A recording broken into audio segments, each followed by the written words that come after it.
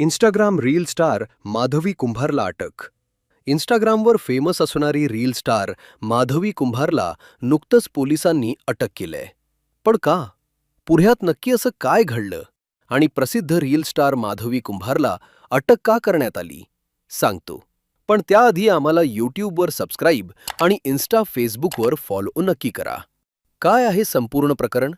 ही घटना घडली आहे पुण्यातील डेक्कन परिसरातील शिरोळे रोडवर असलेल्या फ्लाइंग जिप्सी कॅफेसमोर. सोशल मीडियावरील एका जुन्या वादातून 19 वर्षांचा इन्फ्लुएन्सर अथर्व प्रमोद जगताप याच्यावर चक्क कोयत्याने प्राणघातक हल्ला करण्यात आला. या भयंकर हल्ल्यामध्ये अथर्वच्या मानेला अत्यंत गंभीर दुखापत झाली असून सध्या त्याच्यावर रुग्णालयात उपचार सुरू आहेत.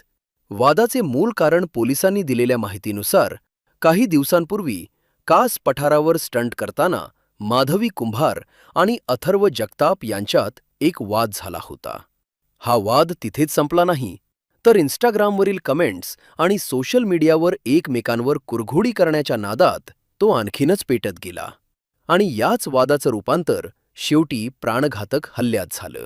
पोलिसांची कारवाई. या संपूर्ण प्रकरणाची गंभीर दखल घेत पोलिसांनी हत्येच्या प्रयत्नाचा गुन्हा दाखल करत प्रसिद्ध इंस्टाग्राम रील स्टार माधवी कुंभार आणि स्नेहल सोनके या 2 तरुणींसह एकूण 7 जणांना अटक केलीये.